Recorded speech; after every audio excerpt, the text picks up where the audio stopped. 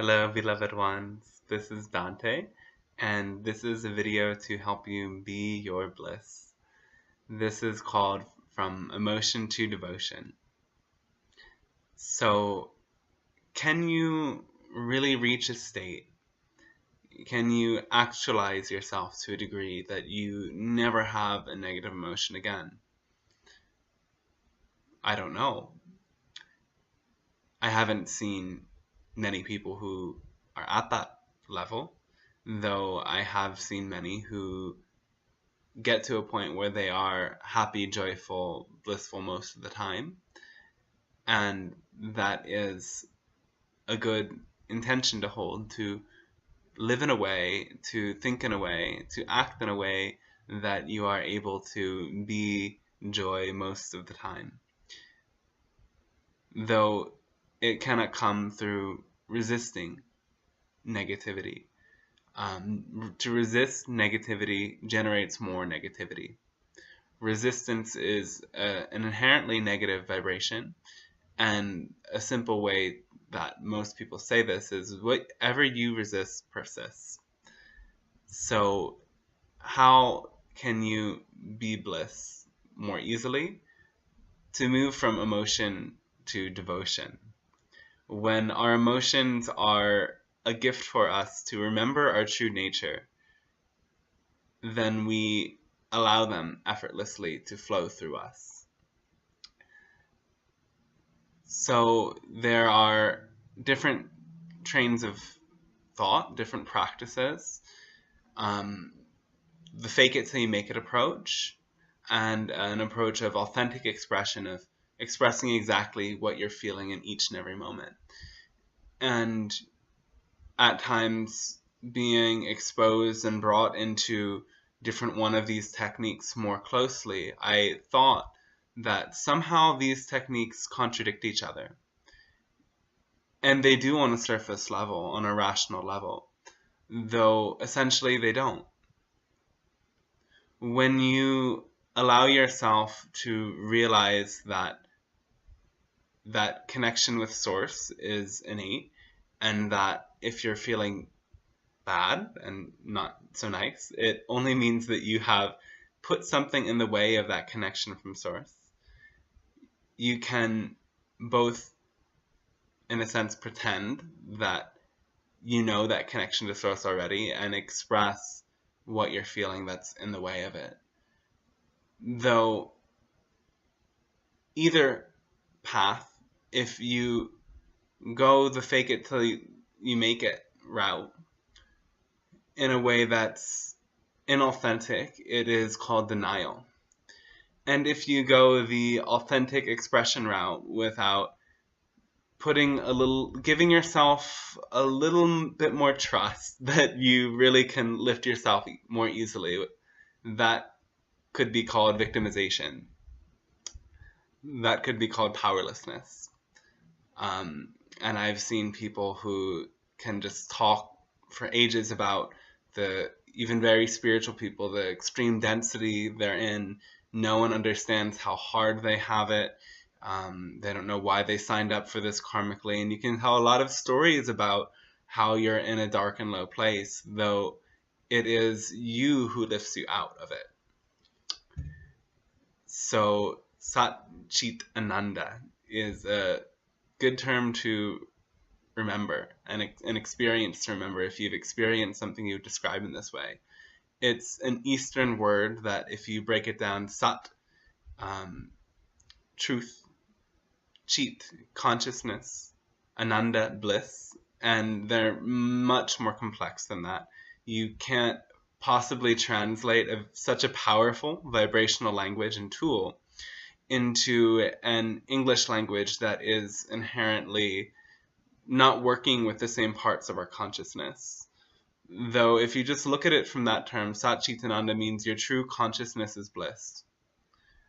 So when you're in contact with Source, Spirit, God, Goddess, however you call that, I'm not attached to any names, I love them all, then you are in that state of bliss, because you know that to be your nature, and you know yourself to be the one individuated aspect, you contain all of that is, all of source. And that realization is very blissful. And just to remember that sometimes can be enough to bring us out of the spaces that we are in. Though first you have to go to these higher states of consciousness one way or another, whether it's a meditation practice, yoga practice, chanting, medicine work, shamanic work, however you find your access to that. Often in other states of consciousness and normal activities, all you have to do is remember how you felt in that moment and realize that all moments are one, all is here and now, and you will find yourself again returning to a more elevated, more open space. So it's also helpful to remember that if you're feeling lower, nothing is wrong with you. And what you're feeling is the result of a thought. And that thought is essentially something you have placed in between you and source. That thought of separation. Any negative emotion is based in separation. And when you allow yourself to trust in that if you're feeling something wrong, you've put something in the way, you can then go back to source. You don't need to figure out what you've put in the way. And this is where a lot of people get caught. This creates a paradigm of constant continual processing, where instead of just going to what makes you feel good, going to what makes you feel that connection to source, you try and figure out continuously what you've put in the way. You try and figure out what's wrong with you until you completely lose it. And this is a good school for a lot of people. It was a great school for me that hopefully brings me to be able to teach people to get out of this stage a lot quicker. You don't need to figure out what's wrong with you because there's nothing wrong with you. All that you're feeling is simply a disconnection you've put between you and your source. And when you can dissolve that disconnection, you will be bliss. So the best way to really get to that blissful state, we can call devotion, from emotion to devotion. And so devotion is this selfless love of giving to spirit through giving it to another person or back to the community. And when you are in that spirit of devotion, most of the time your own problems simply fall away. Your own selfish needs simply fall away. So in yoga, they call that the path of bhakti yoga, and many yoga paths say that it is the most suited path for this time and era. And essentially the same mechanism behind bhakti yoga can be applied to a spiritual path that doesn't involve thinking in terms of gods and goddesses. I personally love the gods and goddesses. Shiva and Krishna and Parvati and Radhe are always welcome to hang out with me. And they are not just conceptual identities, they're living beings that can come to you and work with you and connect with your own heart if you're willing to develop that relationship. And that relationship of love will help you to open even more and more. So a last thought is that each individual is not, the idea that each individual is an island unto himself, responsible for fulfilling all of her needs, is not a helpful spiritual paradigm. Authentic expression can mean expression of your needs and asking for help. Independence merely means we all have free will. Unity implies interdependence, and as parts of the whole, we require each other to reflect Source's authentic love to one another. So another place where people can get caught in emotional states is not expressing what their personal and unselfish needs are, their needs for love, their needs for connection, their needs for the gifts that other people can help them in receiving. And so we all need each other to be whole.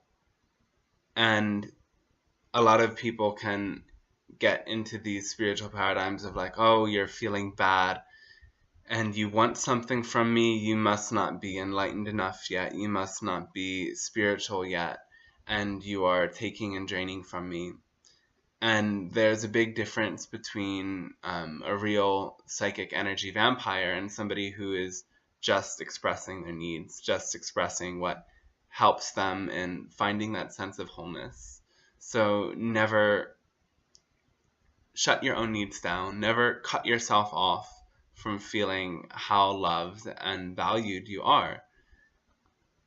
So that is a little introduction, little bliss wave for you about being your bliss more and allowing what you're feeling and using it as fuel to come back to the heart rather than letting it bring you down in any way.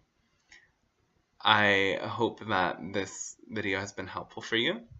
You can check out the website blissbeings.com for more of my information on services, workshops, and sessions with me. And I would love to work with you if you want to go in deeper and apply this in your own life or do some energy work or channeling with me. So I wish you the most lovely of mornings, evenings, afternoons, days, nights, whatever it may be for you. And I hope that you can continue to choose to be your bliss today.